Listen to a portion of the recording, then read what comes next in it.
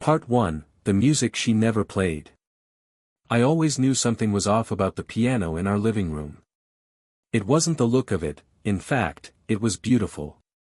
A mahogany upright with ivory keys, not perfectly tuned but not neglected either. Elena said it was her grandmother's, a family relic, though in the 7 years we'd lived together, I'd never once heard her play it. She'd sit at it sometimes, usually late at night. Run her fingers lightly along the keys. Not playing, just touching. Like she was remembering something only her hands could access. When I asked, she always gave the same answer. Just thinking. But a few weeks ago, something changed. We were unpacking a box from the attic, things we'd meant to sort for months, when she found an old photo. A man I didn't recognize. He looked about our age, with kind eyes and arms wrapped tightly around a younger version of Elena. She went quiet. Stared at the picture a long time. I asked her who he was. She said, no one. Just someone I knew a long time ago. That night, I heard her playing the piano for the first time. 3 soft notes. Then silence. The next day, I noticed the sheet music was missing. The framed photo of us from our engagement party, which used to sit above the piano, was gone too. Instead, there was a new frame. Inside it, a quote, handwritten in pencil. Some things echo louder in silence. I didn't ask. But something in me started unraveling. And when I heard her play again 2 nights later, a slow, sad melody barely louder than a whisper, I knew. She wasn't playing for me. She was playing for someone else. Part 2, The Letter in the Piano Bench. The melody stayed with me all night. I kept hearing it in my head, soft, hesitant, the kind of tune that seems like it's trying to say something without words. I didn't sleep. Not really. Just lay there beside her, watching the ceiling, wondering how much of her I didn't know. The next morning, Elena was already gone when I woke. She'd left early for work, a note on the counter saying she had meetings all day and might be late. I stood in front of the piano with my coffee, staring at that new framed quote. Some things echo louder in silence. It didn't feel like a quote from a book. It felt personal. Like a message meant for someone specific. I sat on the bench. The wood creaked beneath me, and instinctively, I opened the lid to the piano's bench, the storage space where we kept old sheet music. But the sheet music wasn't there. Instead, inside was a bundle of yellowed envelopes. Bound together with a faded blue ribbon.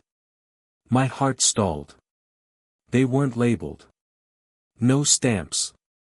Just handwritten pages folded into envelopes, tied and hidden under where she sat night after night. I stared at them for a long time before I let myself read. The first letter started simply.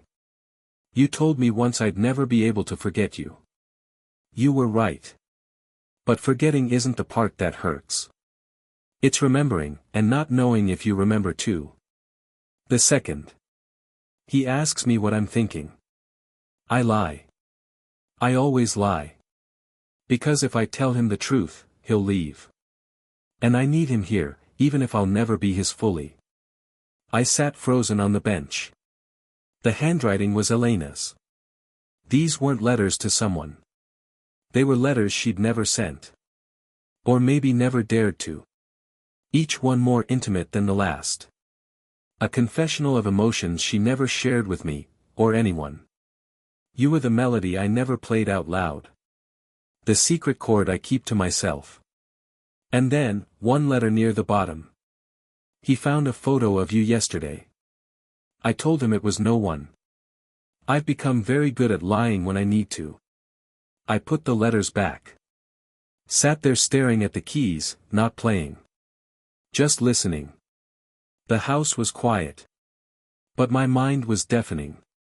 When Elena got home that evening, I was still sitting in the living room, pretending to read. She looked tired, distracted.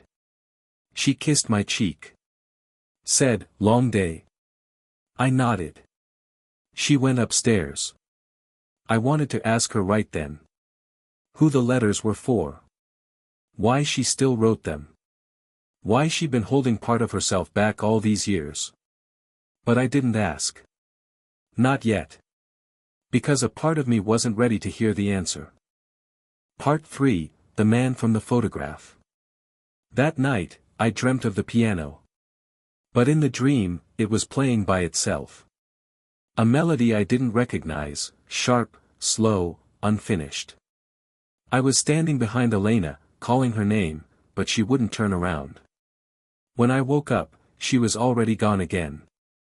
This became her pattern in recent weeks. Always gone before I woke. Home late. A quick kiss, a warm dinner reheated, and silence before bed. Not anger. Not tension. Just something between us that had shifted, and I couldn't find the moment when it started. I thought about the letters all day. Her handwriting. Her pain. The quiet confession threaded between every line. And then there was the photograph. The man with his arms around her, smiling like they belonged to a different life. I went back to the attic to look for the box it came from. I hadn't thought about it then, but maybe there were more clues. More pieces of the version of Elena I'd never met. I found the box in a corner.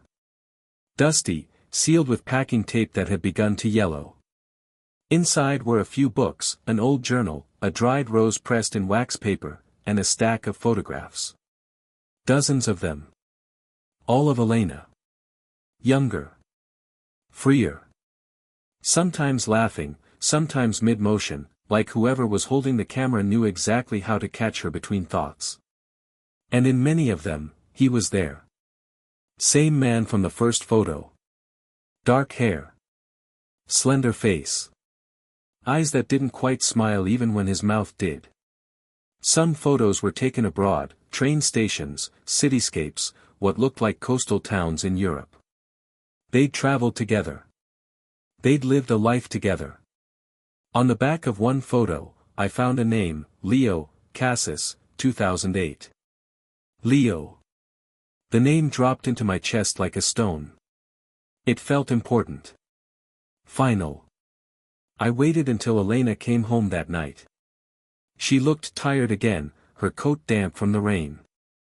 I helped her out of it, and for a moment, we were just a normal couple again, soft rituals, shared space. But when she turned to walk upstairs, I stopped her. Elena. She turned, carefully. Who is Leo? She froze. I saw it in her eyes first, the flicker. That brief flash of recognition, panic, pain. Then she blinked and swallowed. Where did you hear that name? I found the photos, I said. The ones in the attic. And the letters. In the piano bench. She didn't say anything. Just sat on the edge of the couch. Her voice was flat when it finally came. He was someone I loved. And the letters? I never sent them. I know. But they weren't about me, were they? No, she whispered. They were about him. She looked up at me then.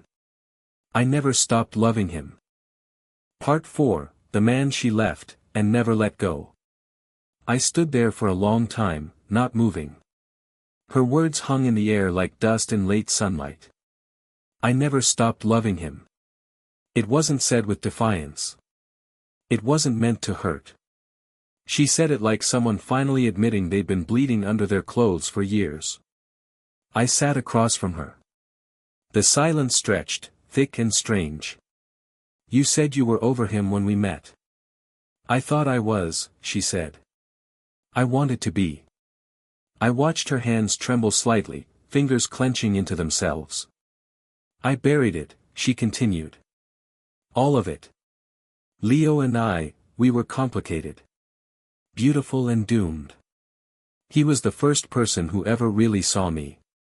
But he was also the first to break me. I left because I had to.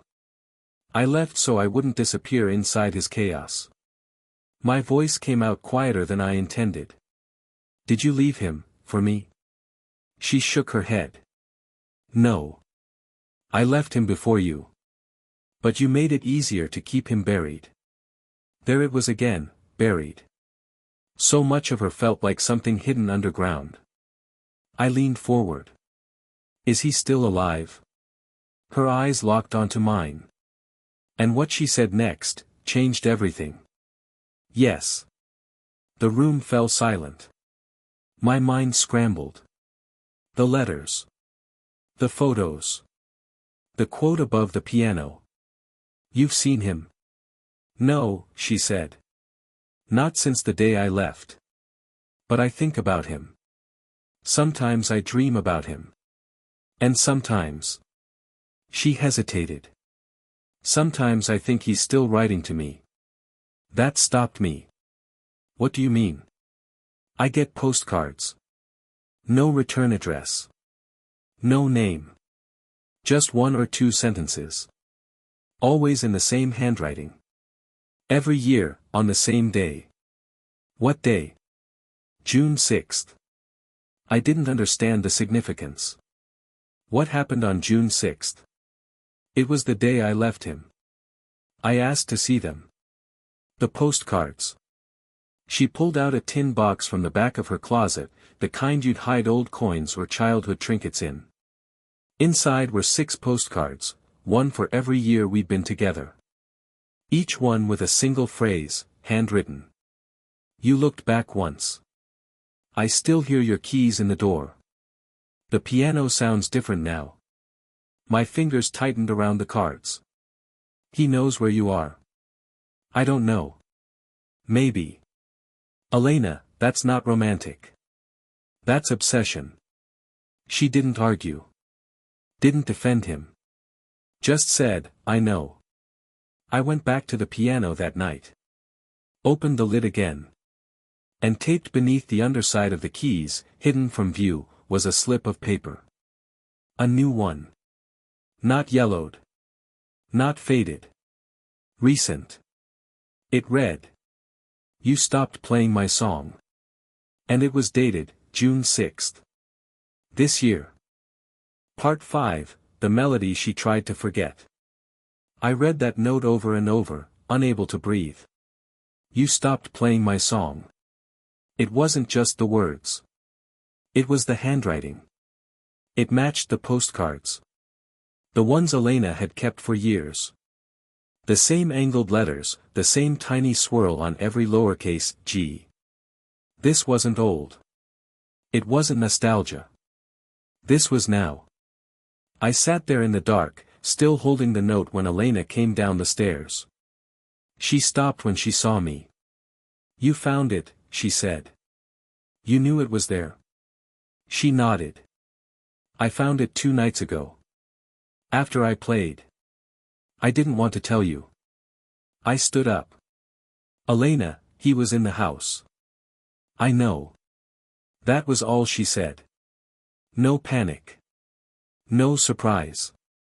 Just quiet, haunting knowing. I pressed her. Have you seen him? Face to face. No, she said. But I've felt him. She sat on the edge of the piano bench, as if her body remembered where he'd stood. Her eyes drifted to the keys, like the melody was still inside them, waiting. I used to play for him, she whispered.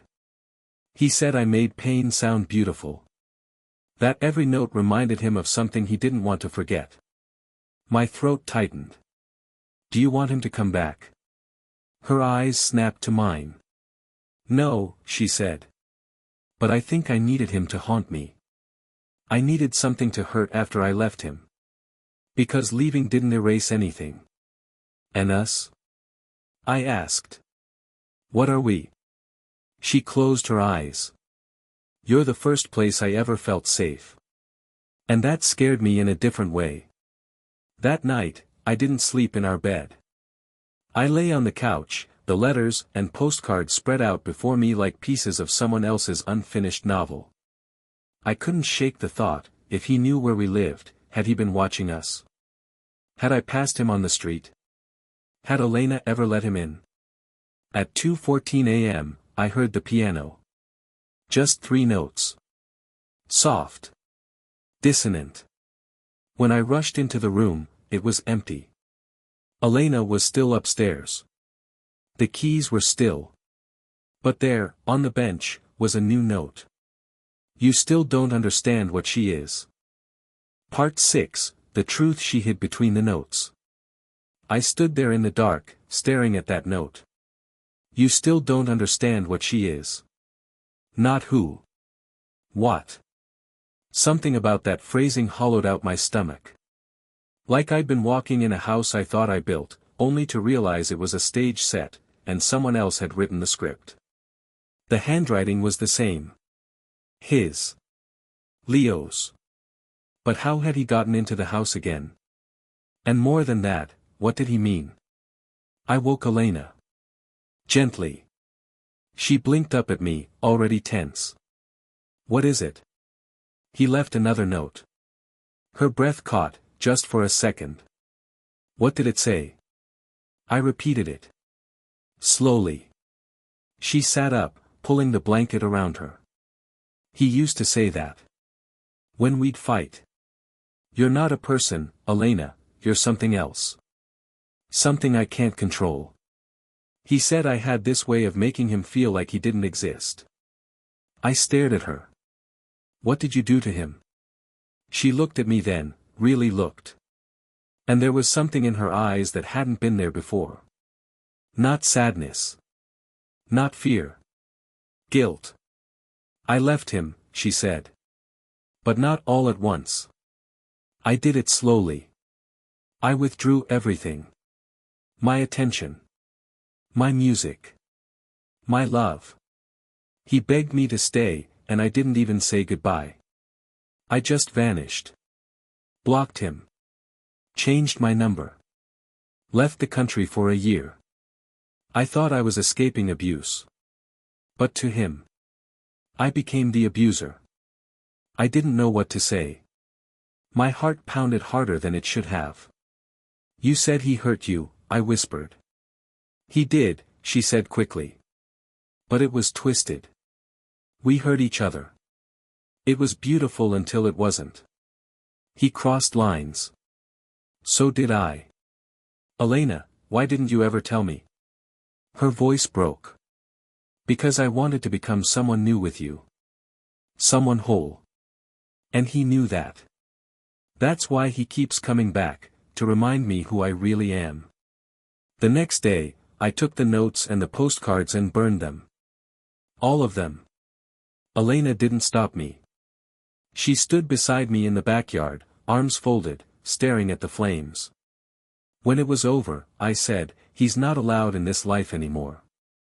She nodded. But she didn't look convinced. 2 nights later, I came home from work and found the piano bench open. The keys pressed down with dustless fingertips. And inside? A tape recorder. Old. Gray. Cheap. There was a cassette already inside. Marked with a single letter. E. I pressed play. At first, just static. Then, his voice. Leo. I'm not here to ruin anything. I just want you to remember that you chose to erase me. That everything you built after me came from what you took from me. Then silence. Then. Ask her about what really happened in Cassis. Ask her what she promised, and who she left behind. I turned off the tape. And I realized something terrifying. There were things Elena still hadn't told me. Part 7, the truth about Cassis. I walked up the stairs, slowly. Not because I was afraid of Elena. But because I was afraid of what she might say. She was in the bedroom, folding laundry like nothing had changed. Like there wasn't a cassette player downstairs still warm from the inside. Like her past wasn't breathing through the vents of our home. Elena, I said. My voice was quiet. Too quiet. What happened in Cassis? She froze. Her hands stopped moving. The shirt in her fingers slipped and hit the floor. She didn't turn around. He told you. He left a tape. Told me to ask you. She sat on the edge of the bed, slowly, like her legs didn't want to hold her weight anymore. For a moment, the silence stretched so long I wasn't sure she'd speak. Then she did. We lived there for a summer, she said. Leo and I, Cassis was supposed to be our escape. We'd rented this little apartment over a bookstore with sea-colored shutters and ivy crawling through the windows. For a while, it was perfect. She looked up at me, finally. Her eyes weren't glassy or distant. They were clear. Too clear. He had dreams. Big ones. Writing a novel. Starting a small publishing press. He said we'd run it together. He made it sound so simple. Her hands twisted in her lap. But the truth was, I never believed in him. Not really. I pretended to. I clapped when he read me his chapters. I kissed him after every rejection letter. But in my mind, I was already building a life without him. Her voice dropped. I met someone else that summer. A photographer from London. Nothing happened. Not physically. But we talked. Every day. On the beach, in cafes, at the market. I told him things I never told Leo. And one day, I told Leo the first needed to leave. That I'd outgrown him. I sat down across from her. The air between us was thick with something I couldn't name. You didn't just leave him, I said. You left him for someone else. I did, she whispered. And the worst part? I never told him why. I just packed a bag and left a note on the piano. The words hung in the air. Elena, what did the note say? Her voice trembled now. Some things echo louder in silence. The quote. The one she framed above the piano. The one I thought meant something abstract or poetic. It was his words. Or maybe hers. A final message she'd recycled and hung on the wall like art. I stood. Pacing.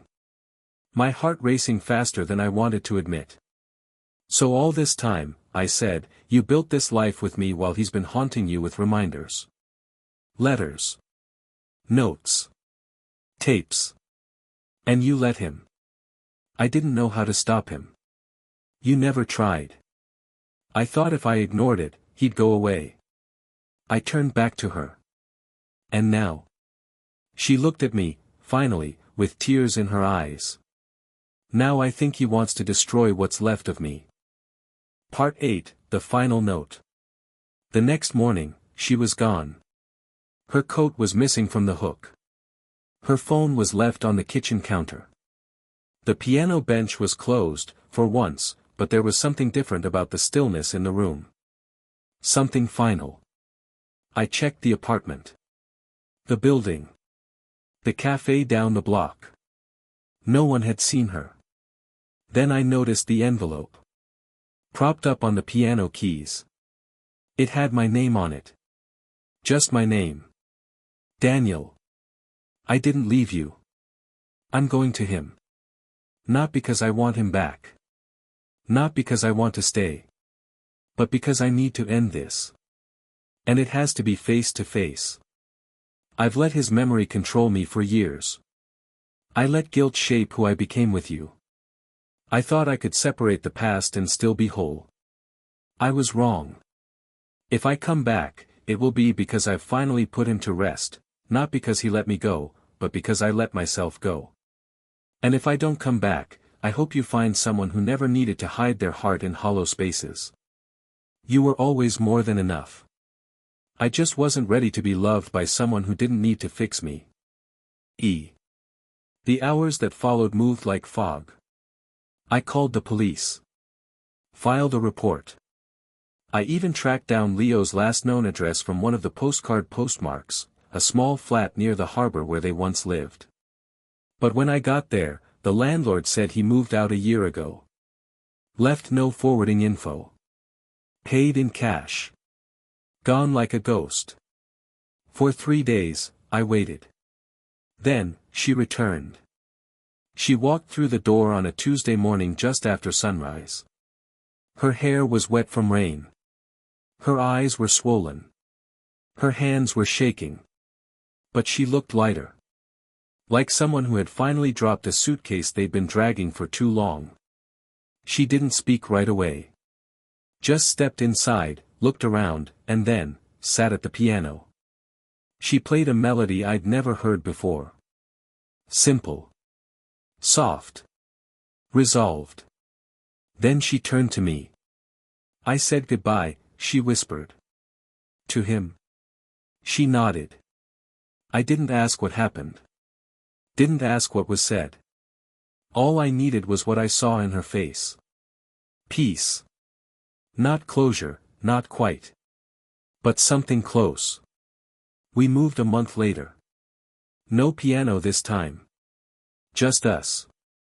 A small apartment with sunlight in every room and no places to hide. She still hums that melody sometimes.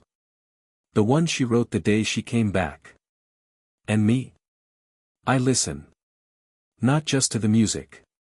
But to the silence between the notes. Because now I know. Sometimes, the quiet tells you everything.